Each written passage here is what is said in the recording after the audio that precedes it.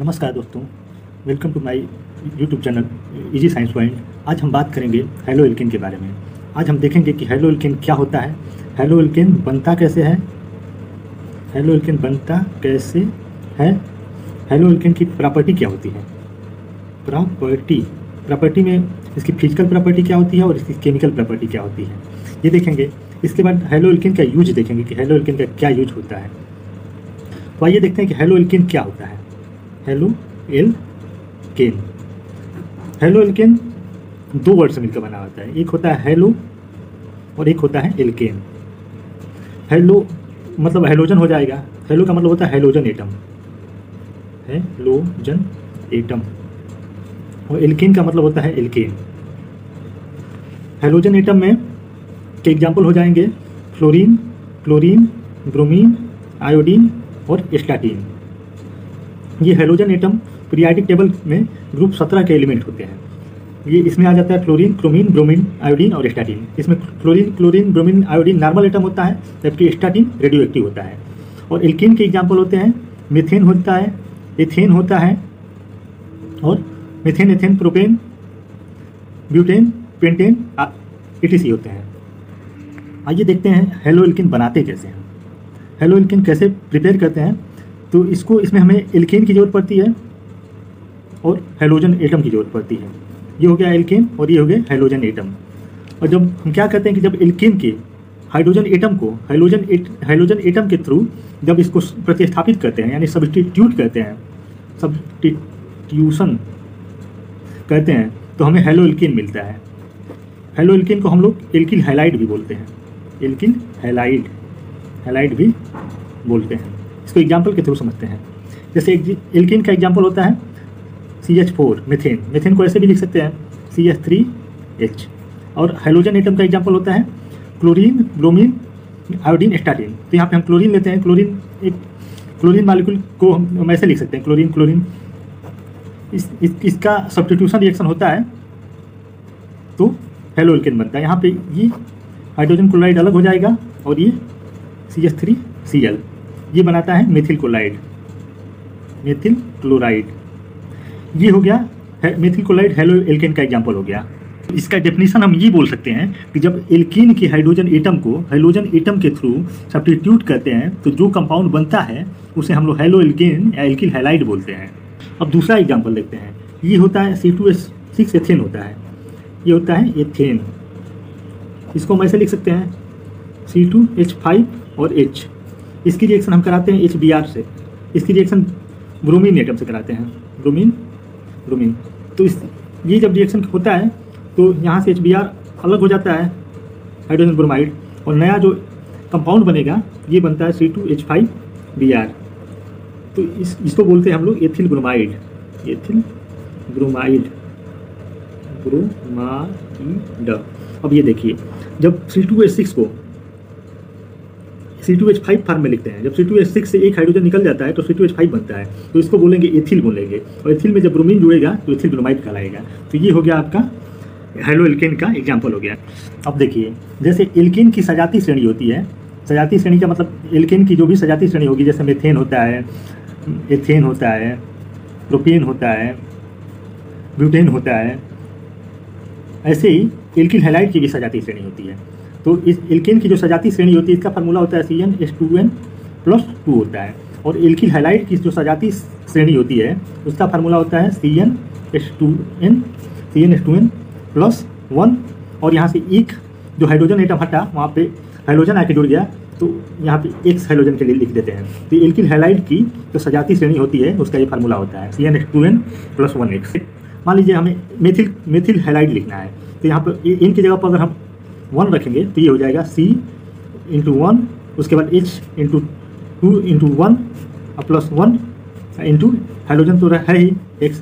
अब इसको ऐसे लिखेंगे तो क्या होगा CH2×X, CH2+1 × X यानी CH3X। तो ये हो जाएगा मेथिल हैलाइड हो जाएगा, ये हो जाएगा मेथिल हैलाइड।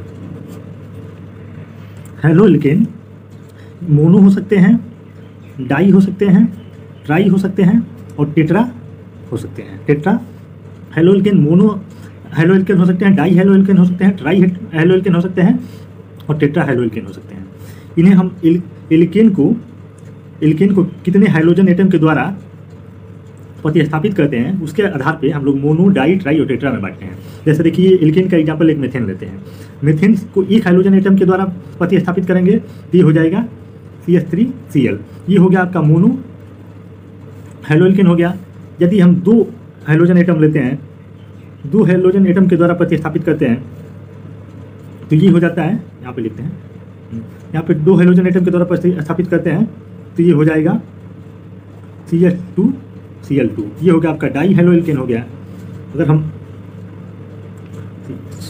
यहाँ पे 3 हाइड्रोजन एटम को निकाल देते हैं, यहाँ पे 3 हाइड्रोजन एटम प्रतिस्थापित करते हैं, 3 हाइड्रोजन एटम बाहर हो गया और यहाँ पे हम 3 हाइड्रोजन एटम के जब 3 हाइड्रोजन एटम जोड़ देते हैं तो ये हो जाता है Cl। ये हो जाता है ट्राई हेलो एल्केन हो जाता है। अगर हम हाइड्रोजन के एल्केन से हाइड्रोजन के चारों हाइड्रोजन एटम को हम लोग हाइड्रोजन एटम के थ्रू प्रतिस्थापित करते हैं तो ये हो जाता है आपका टेट्रा हेलो एल्केन हो जाता है। इसका एग्जांपल होता है कार्बन टेट्राक्लोराइड। आइए देखते हैं हेलो एल्केन बनाते कैसे हैं। तो हम पहला इसका जो मेथड यूज करेंगे एल्कोहल से हेलो एल्केन बनाया जा सकता है। मान लीजिए एल्कोहल लेते हैं, ROH को एल्कोहल लिखते हैं। तो एल्कोहल की रिएक्शन जब हम कराते हैं HCl से तो ये बनता है आपका एल्किन हैलाइड या एल्किन क्लोराइड। और एल्कोहल की रिएक्शन अगर हम कराते हैं PCl3 से तो ये बनता है एल्किन क्लोराइड। और एल्कोहल की रिएक्शन हम करा देते हैं PCl5 से तो भी बनता है alkyl chloride plus PuCl3 by product बन जाएगा। तो ये होता है कि जब एल्कोहल किसी भी एल्कोहल का रिएक्शन जब हाइड्रोजन क्लोराइड, फास्फोरस ट्राइक्लोराइड और फास्फोरस पेंटाक्लोराइड से कराते हैं और यहाँ पे एक रिएजेंट रहता है, कोई रिएजेंट ले सकते हैं, जैसे जिंक क्लोराइड के प्रेजेंस में कराते हैं तो हमें एल्किल हैलाइड प्राप्त होता है। तो ये एल्कोहल से बनाने की विधि है। अब दूसरा मेथड देखते हैं, कौन सा दूसरा मेथड होता है, इसको एल्केन से बनाते हैं। एल्केन, ये है एल्केन, RH को हम लोग एल्केन बोलते हैं। जैसे इसको CH3H लिखेंगे तो ये हो जाएगा CH3H यानी CH4, ये हो जाएगा मेथेन हो जाएगा। ये एल्केन का सबसे स्मॉल एग्जाम्पल होता है। तो एल्केन की रिएक्शन जब हम लोग हाइड्रोजन से कराते हैं in the presence of sunlight को H न्यू से लिखते हैं। तो एल्केन की रिएक्शन जब हाइड्रोजन से कराते हैं तो हमें एल्किल हैलाइड मिलता है।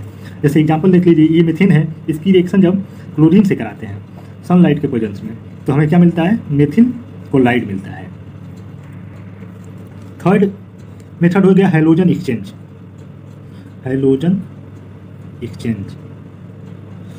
अब हैलोजन एक्सचेंज क्या होता है, इसमें क्या करते हैं कि हम एल्किल हैलाइड ही लेते हैं। एल्किल हैलाइड से कैसे हेलो एल्केन बनता है, तो इसमें हैलोजन का एक्सचेंज होता है। जैसे एल्किल हैलाइड हो गया और इसमें ले लेते हैं सोडियम आयोडाइड, ये भी हैलोजन है, ये भी हैलोजन है।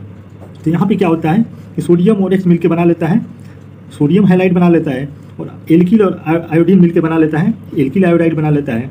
तो यहाँ पे हैलोजन एटम का एक्सचेंज हो रहा है। ये आयोडीन भी हैलोजन है और ये भी हैलोजन है।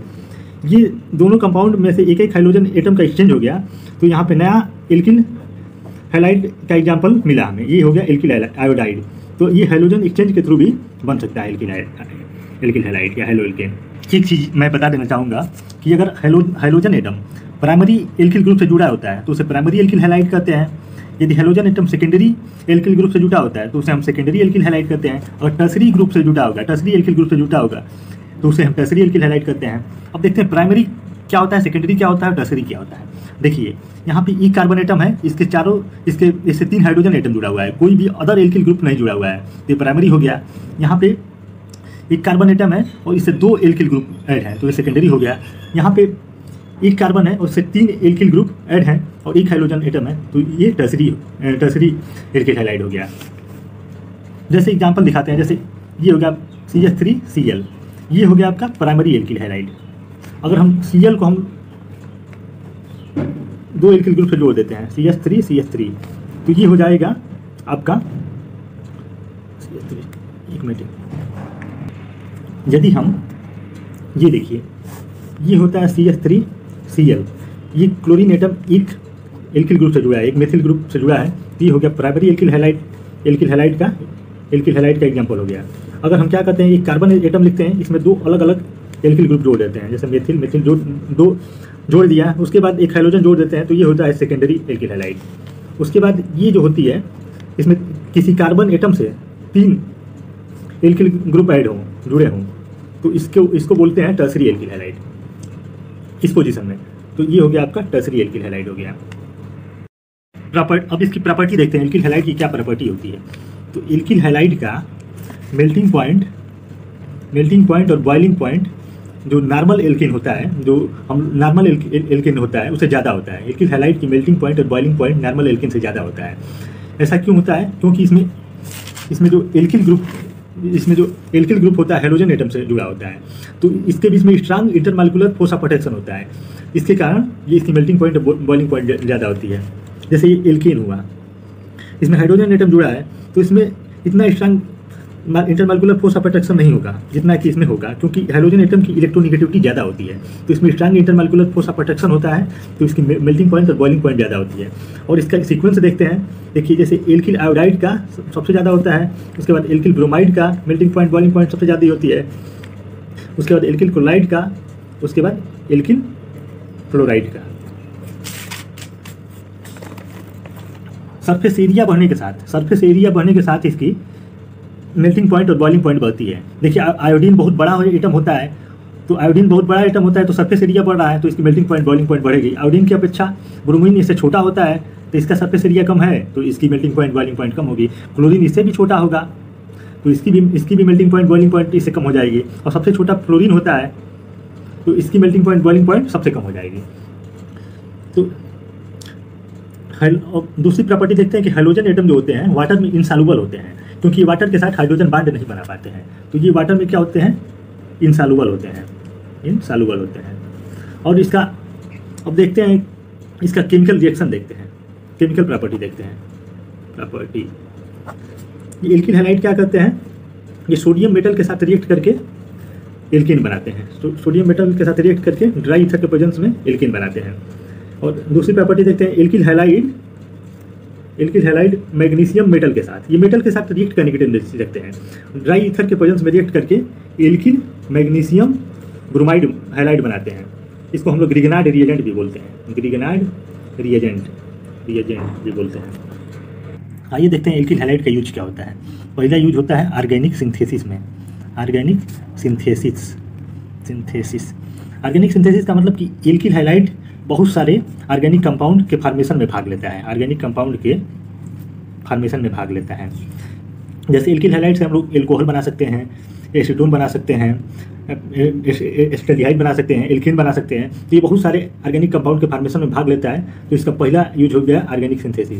दूसरा यूज होता है एल्किल हैलाइड का, एक एग्जाम्पल होता है एल्किल क्लोराइड। एल्किल क्लोराइड का यूज होता है निश्चेतक के रूप में। निश्चेतक क्या होता है कि मतलब कि निश्चेतक ऐसे कंपाउंड होते हैं जो निश्चेतक ऐसे कंपाउंड होते हैं जिसको हम लोग इंजेक्ट करते हैं या ओरली लेते हैं, तो हम लोग की जो सेल्स होती है वो शून्य हो जाती है, यानी कि सेल्स जो होती है जस्ट लाइक बेहोशी के जैसा रिएक्शन होता है, तो ऐसे पदार्थ निश्चेतक कहलाते हैं। बट हम लोग लेते हैं एल्किल हैलाइड का एग्जाम्पल एल्किल ब्रोमाइड का यूज होता है मेडिसिन बनाने में, मेडिसिन के रूप में एल्किल ब्रोमाइड का यूज होता है। तो इस तरह एल्किल हैलाइड का ये चैप्टर खत्म हुआ। उम्मीद करते हैं कि आपको अच्छी तरह से समझ में आया होगा, और थैंक्स फॉर वॉचिंग।